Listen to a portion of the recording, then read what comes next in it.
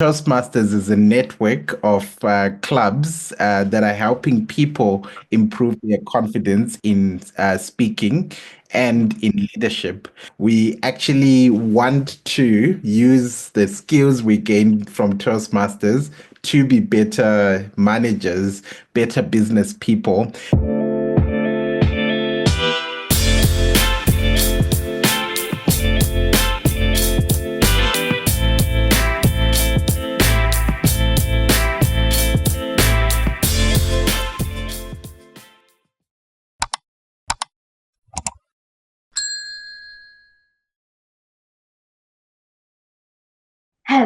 Hello, dear listeners. It's another opportunity for you to get to hear from one of my most exciting Toastmasters, a guest who is absolutely amazing. Please help me welcome today DTM Frank Tsuro. Hello, DTM Frank. How are you? I am fine. How are you today? So excited to have you on. I have been watching you as you've been doing your thing in Toastmasters, and I just keep looking and thinking the energy, the excellence. And today I have the pleasure of sitting and getting to speak with you and get to understand a little bit about what makes you tick and where this energy and passion for Toastmaster comes from. So I am so glad that we could find the time to sit and have this conversation. Absolutely. I'm looking forward. Let's do it. Let's get there. Now we don't have much time, so I'm going to get straight into it. I am very interested today to hear about the business side of Frank Tsuro. You're a businessman, and I have a sneaky feeling that being a Toastmaster has really weighed in on the business that you decided to get into. I am one to tell people sweat your Toastmaster subscriptions, sweat those dollars. And I believe that your subscription through your business have been repaid back to you a million times over. But maybe that's just a perception. Would you care to tell us a little bit about how Frank Tsuro, the businessman, and Frank Tsuro, the Toastmaster, kind of dovetail? Okay, I like to call myself a recovering accountant, and that was actually only possible because of Toastmasters. Because when I joined Toastmasters, all I ever really wanted to be was to be a chartered accountant or a CPA, as you call it in the United States. And so one day, I actually had a friend who was doing his MBA. And he says to me, Frank, you're the Toastmaster. Please help me with my MBA dissertation presentation. And so I did. And at the end of, I think after about a couple of days, he came back to me and he says, Frank, my friends loved my presentation and they need your help too. But because they're not your friends, you've got to charge them. And that is how I actually began doing the work that I do now at Frankly Speaking. So yes, Toastmasters has a story or a part to play in how my business started. That is so exciting. Now, you see, I've heard you talk in a lot of places, but I did not know that Genesis story. And this is what I love when we sit here. I get to know things I didn't know before. You are a dual member. What are the benefits, if any, of becoming a dual member in Toastmasters?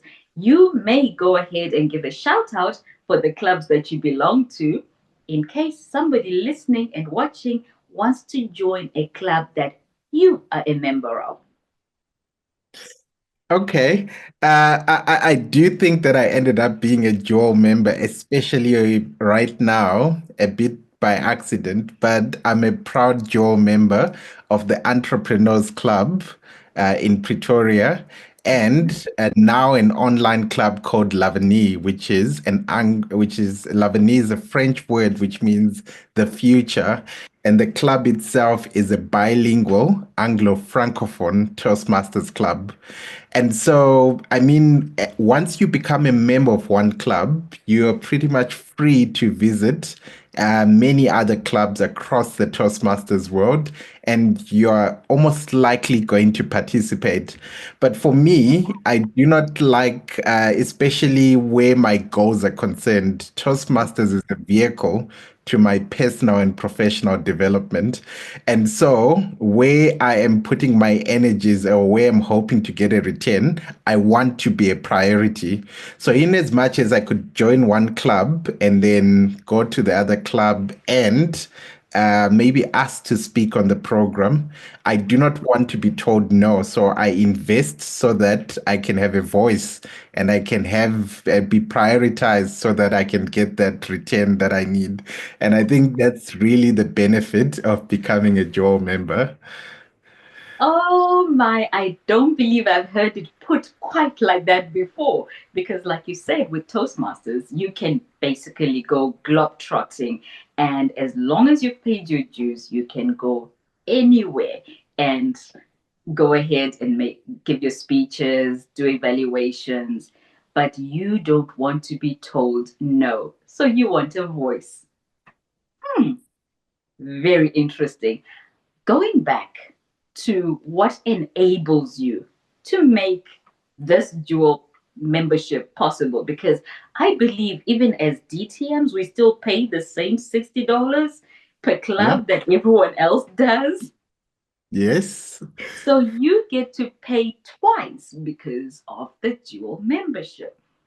And I'm Mm, still intrigued that, frankly speaking, exists because the genesis was in Toastmasters. And because that works, the 120 for you every 6 months is something that you are willing and able to make payment on. mm. What else do you think people can do to, I don't know if I can find a better way, but I'll say it as it's coming into my spirit.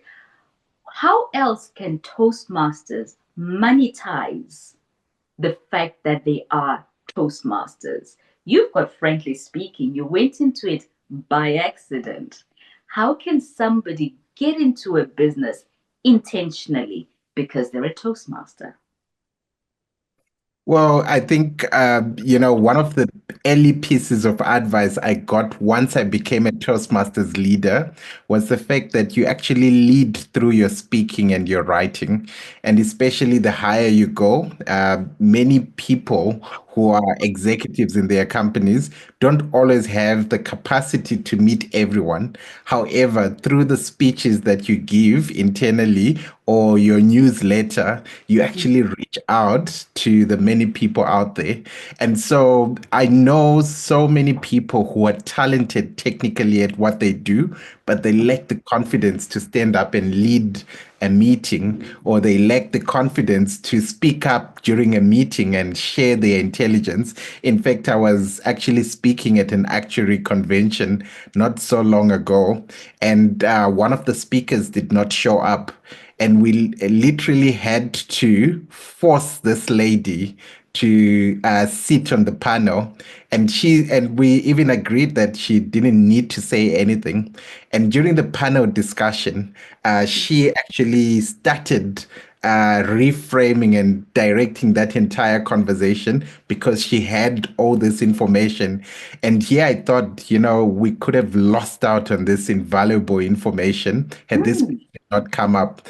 And so a lot of the leaders that come up in organizations are promoted simply by their ability to do what we as Toastmasters do every week when we go to a Toastmasters club, stand up and facilitate an event, stand up and speak, or even the confidence to give someone feedback. That is what adds, a zero to your paycheck. That is what gets you up on the salary scale. And so I just think that diligently practicing the art of opening your mouth and speaking and speaking sense and giving feedback can in itself make a very big difference.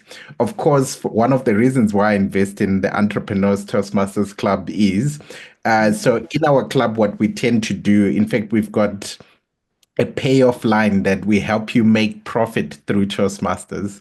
And Oh, hold on. Say that again. uh, That almost entices me to want to come and join this club. Let me make sure I heard you correctly. Say that payoff line again. well, at Entrepreneurs Toastmasters Club, we help you make profit through Toastmasters. Woo. And so one of my my general beliefs is none of us ever come to Toastmasters to be a distinguished Toastmaster or be an expert grammarian or accountant.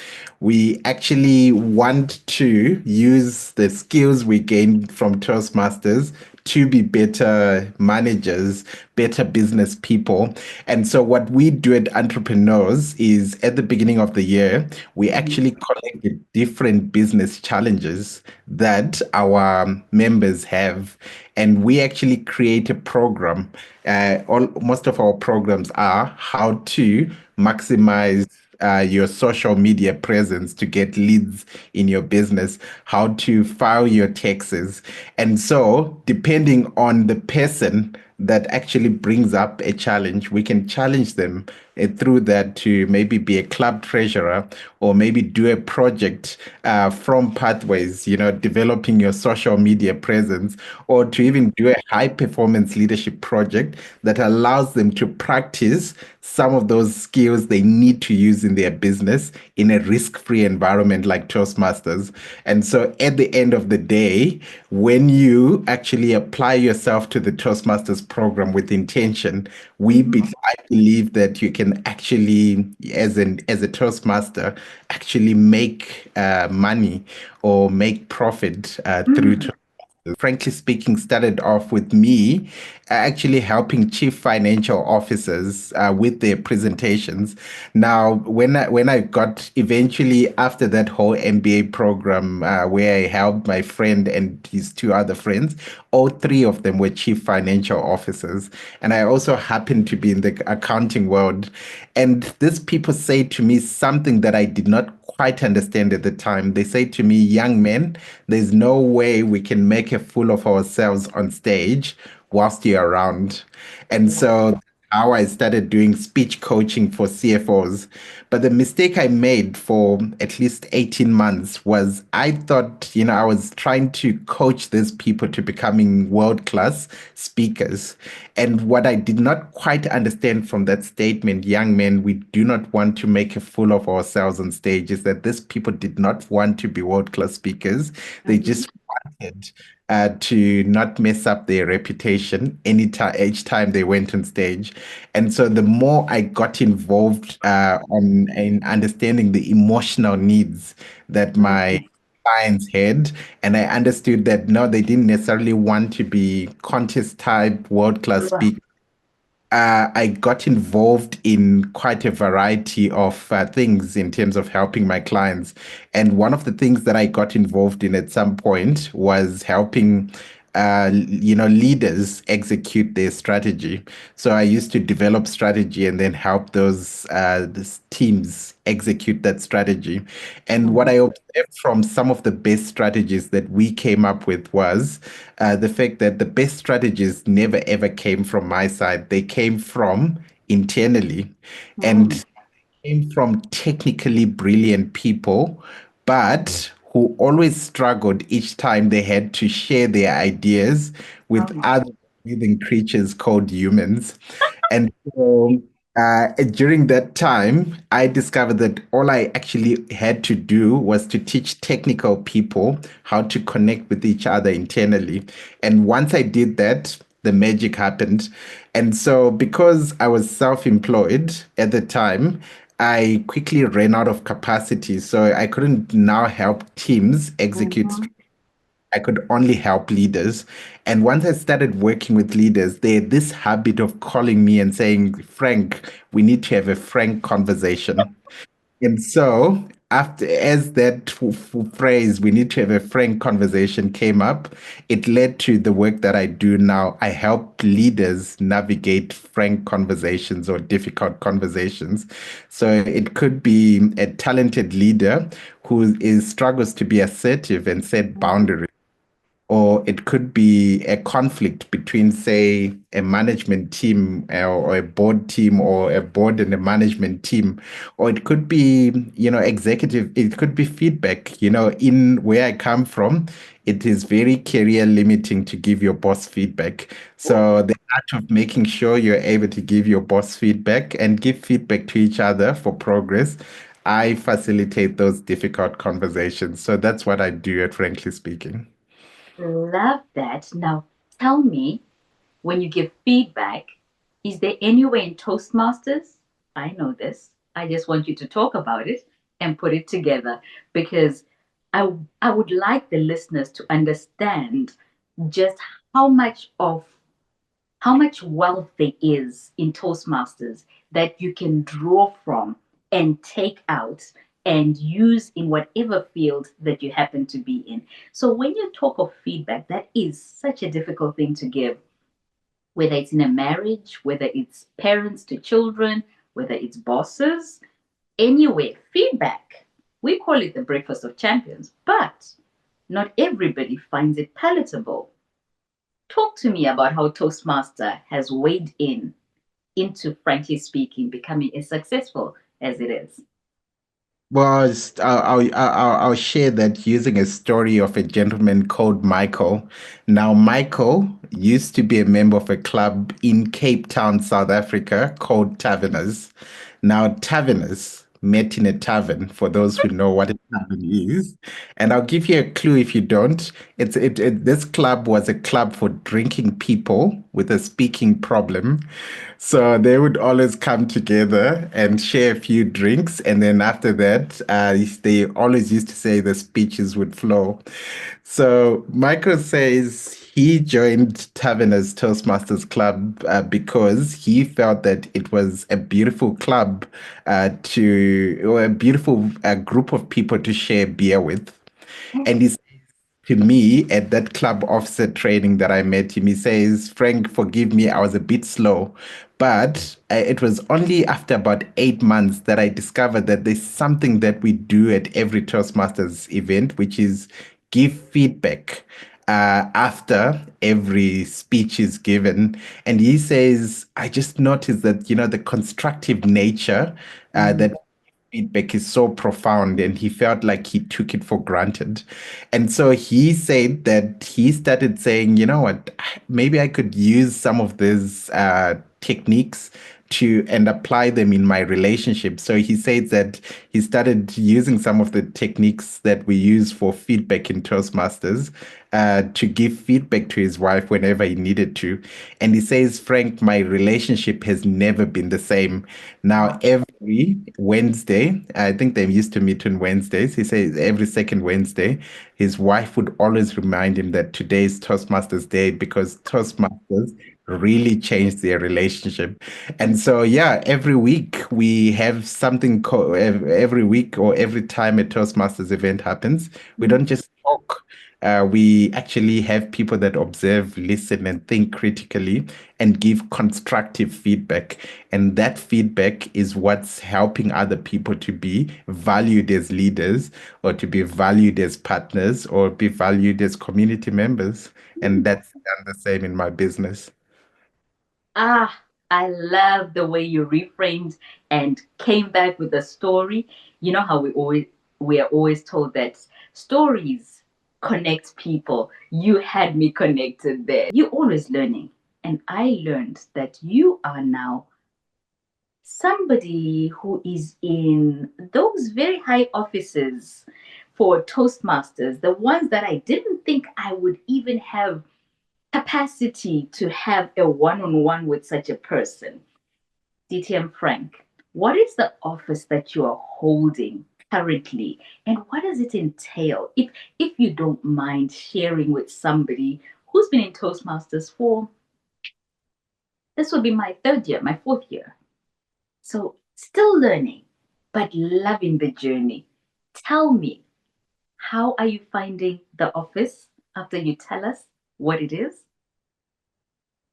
Okay, so I happen to be one of the 19 board members for Toastmasters International. Within Toastmasters, we call it International Director. Toastmasters is a network of clubs that are helping people improve their confidence in speaking and in leadership. And so, to get those clubs running and to get them supported so that they're able to do everything, we have a group of experts that work at our world headquarters that support that entire program.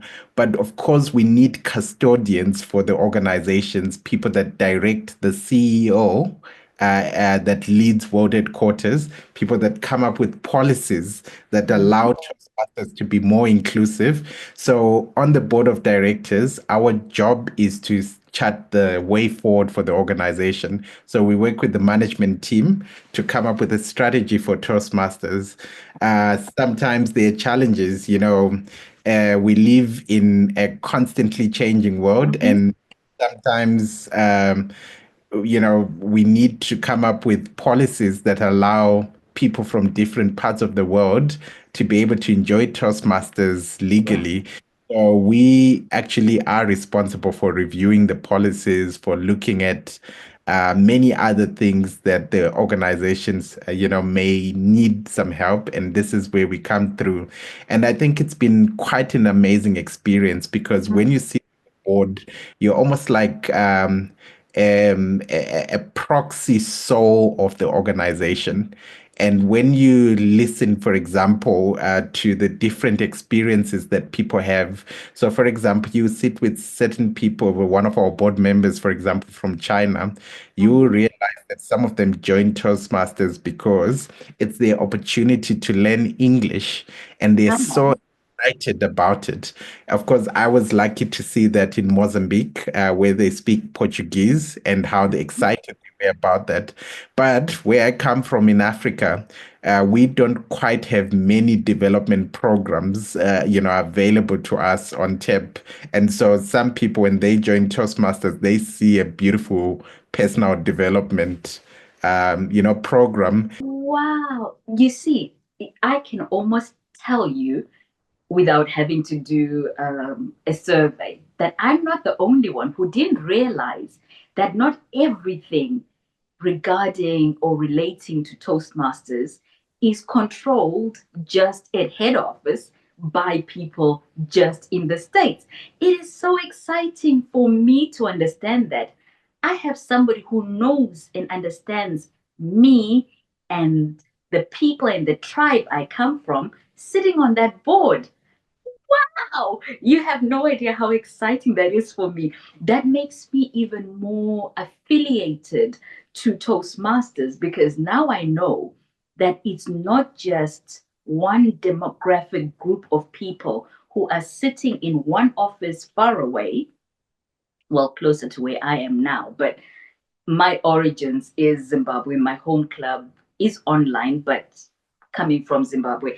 So for people who are not in America to be represented by people like you as directors, how exciting! I am so thrilled that I had the guts to ask the question. And the way you answered it has made me so excited. I don't want to go and ask how people get to be directors because, like I said, I am still walking my walk. But just knowing that there is a position like that up there gets me dreaming a little bit broader, wider, and deeper than I was before. As Toastmasters, you often hear people quote our founder, Dr. Smedley, as they say, ours is the only organization dedicated to the member. And so, as our world headquarters pretty much executes most of our operations, remember, we need a strong member's voice that's actually able to direct people at world Mhm. headquarters to do the things that we as members want to see happen. And so I'm only able to be a board member today because your club president and your club secretary at every annual business meeting have an opportunity to elect half of the board every year.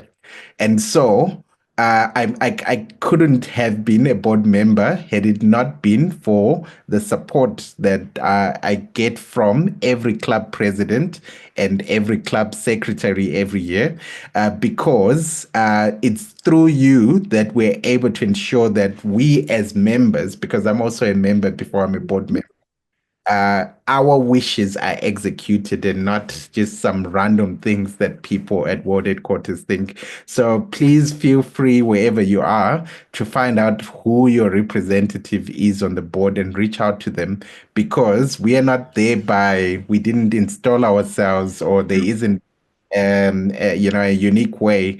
We are actually there on your ticket, and we should be there to actually amplify your voice on the board. DTM Frank, this has been such an exciting, so riveting a conversation. I'm going to keep using frankly speaking, knowing and smiling differently every time I use it now. I will think of your organization, frankly speaking. This has been an exciting conversation. I thank you for the time. I thank you for your candidness, your openness. There was nothing that you told me was off bounds. And we even talked about things that I did not know were open knowledge. And this is why I love these conversations, because everybody's getting to know alongside with me things that we wouldn't know. I mean, this organization has been around for 100 years. There are lots of things that we're going to be learning. And with the 100 voices, of which you agreed to be one, I would like to say thank you on my behalf and behalf of the listeners as well. Thank you very much. Thank you. And yeah, happy Toastmastering. Yes, yes, that's the way to do it. Happy Toastmastering. And on that, listeners, it is DTM Frank Tsuro, the frankly speaking DTM Tsuro. Dear listeners, we're signing out over and out.